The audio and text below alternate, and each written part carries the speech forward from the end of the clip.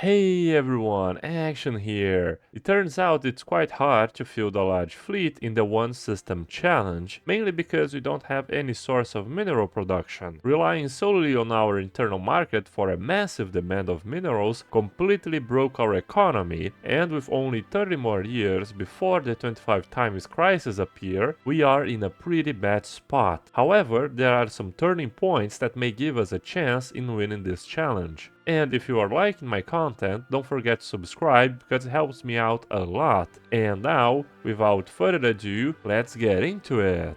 So since the galactic market is gonna take a while to form, at least 10 more years if the galactic community is created right away, we need to find a way of stabilizing our economy before that. Now one thing I did was very simple, I just shifted the industrial designation of our ring world to a factory world.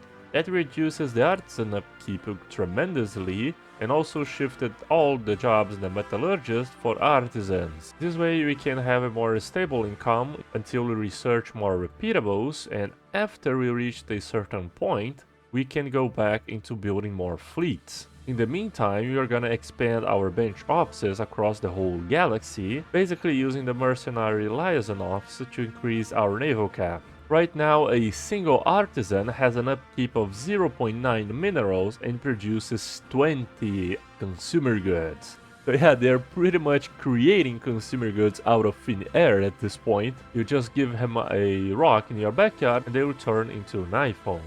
The cyborg Fallen Empire wants to take our beloved Nasus the Meter. However, he's one of our best admirals and will be crucial later on to build our fleet due to his military ship build speed increase. So we need him. If you wanna take somebody else, I think we can reconsider. Yeah, precisely what I was talking in our other video. The Maulornok Guardians are blocking the way to the other side of the galaxy. Now it's very interesting that there is literally only a single path towards there, because there is usually two ways of reaching the other side, one for each region of the galaxy.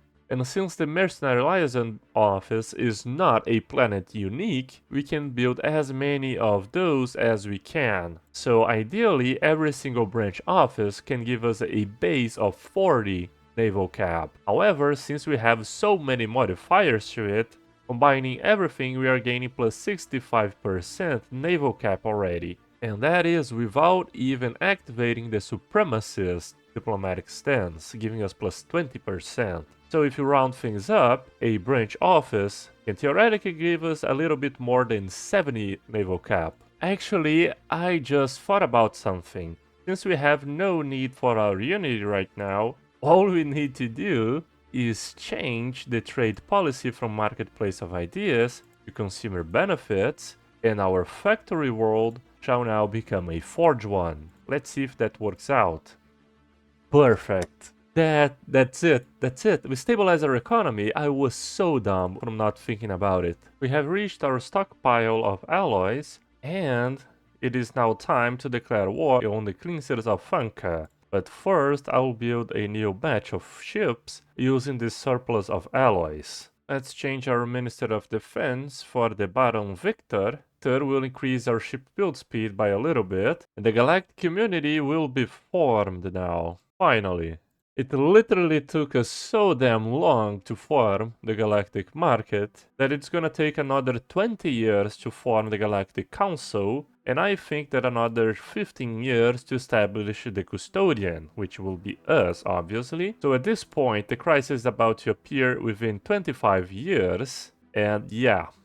We are pretty weak at this point. We are making a very good progress towards the repeatables though, but I don't think that will be enough. Alright, now we have a lot of communications being established, because the galactic community is now formed. Let's propose the galactic market. Alright, only 690 days, and the Senate will be over the recess. Everyone wants to establish an embassy with us, because we are very friendly and conversational. We finished the construction of our gateway, and now we can travel throughout the galaxy a little bit faster.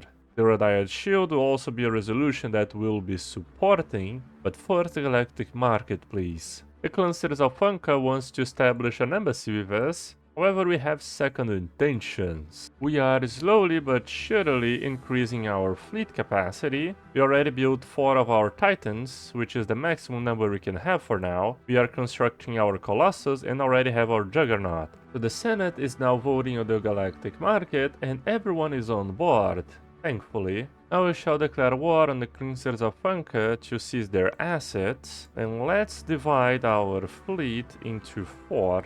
So 4 fleets of 50k fleet power. Yeah, I don't think they can take a single one of ours, to be honest. Yeah, our pups and Hopeless Dream Secondus aren't very happy with minus 150 amenities. So we are building a commercial segment in order to increase their amenities and make their lives a little bit funnier. We also gotta activate the exotic gases as fuel, because it will take 1000 days for our fleet to arrive in the cleansers of Funka.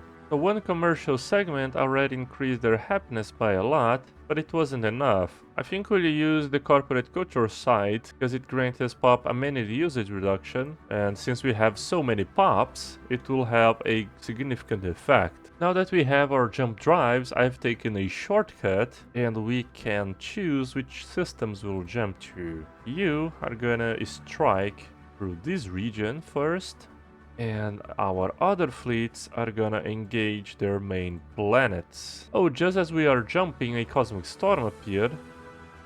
Let's see if we work it out. We lost 2 battleships already. Oh, that's so bad. Do they have frigates? Yeah, they have a lot of frigates. Yeah, that is a bad engagement, unfortunately. So we'll activate some of our other edicts to see if it improves a little bit. Oh, but they're still coming at us much quicker than we can escape. Our battleships aren't being able to kite them. Oh boy.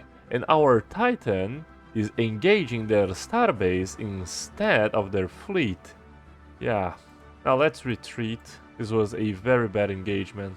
But should be a total win for us this time. Yeah, much better. I don't think we lost a single battleship.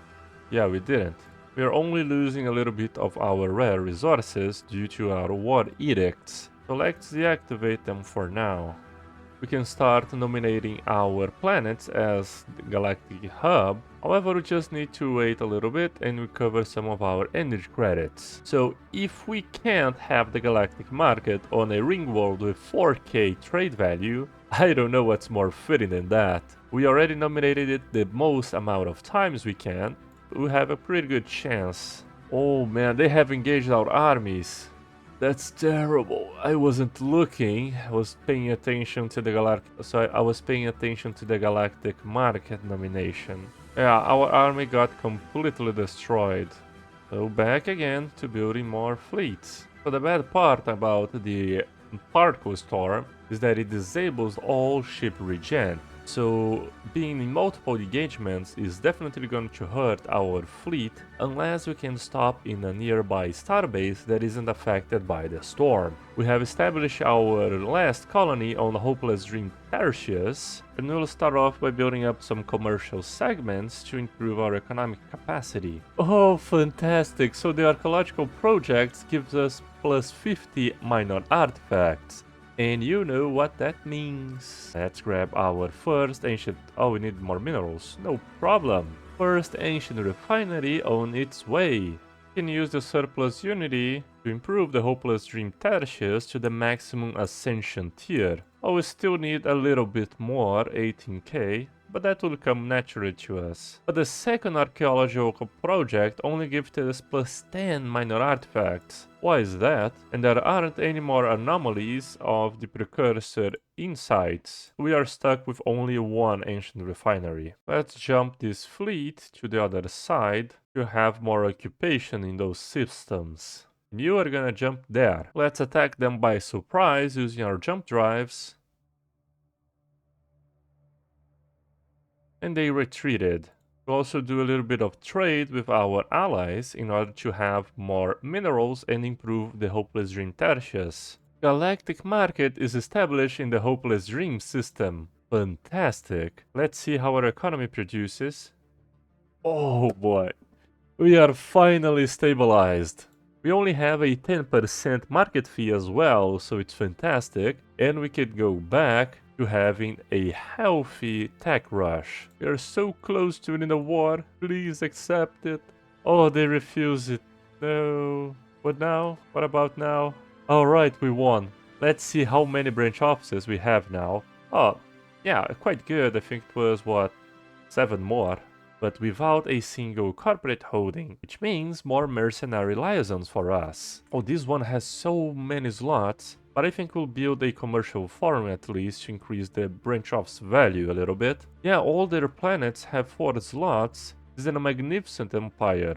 Wow. The drums of war, the Great Khan has spawned. Let's try to kill the Great Khan and have the Khan throne, which increases our naval cap a little bit. That will also be very important. And there they are. It will only take 2.2 thousand days for our fleets to arrive there. Oh, but why the Galactic Council? We can't form it already. 20 years? But when was the Galactic Community formed? I bet it was like 1 day after the Senate will be in recess, right?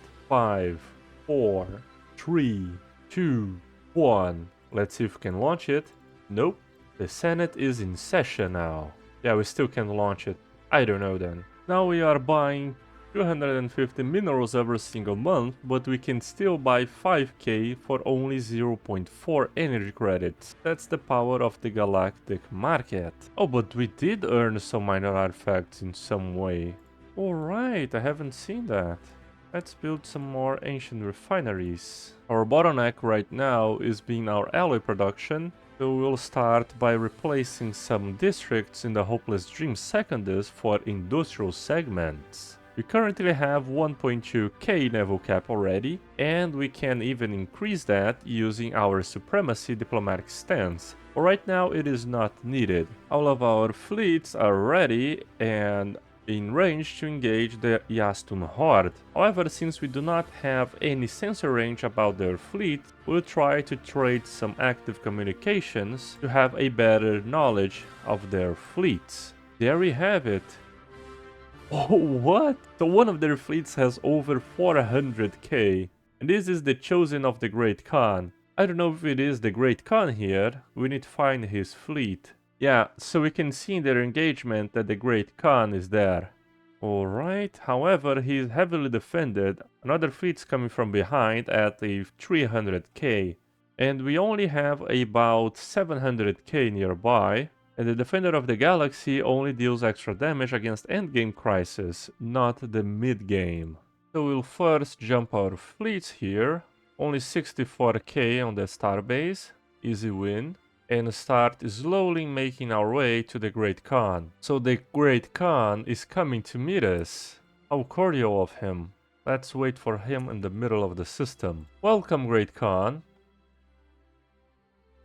Yeah, the Great Khan meets defeat. Not even a single battleship lost.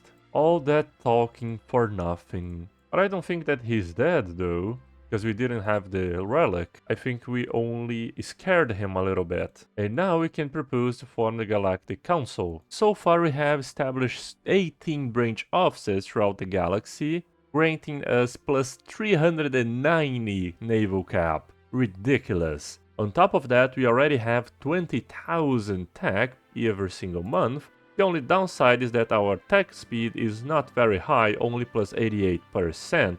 However, our empire sprawl is minimal. However, we won't be able to become a custodian before the year that the crisis can spawn, which is within 5 years. So far we have managed to build around 1 million in fleet power, which is definitely not enough to take on the 25 times crisis. We would need at least 5 million if we were to take them out. So yeah, we aren't in a very good position, I must say. But we'll have to see, it's a challenge after all. And if you guys enjoyed today's video, don't forget to like, and I'll see you guys next time.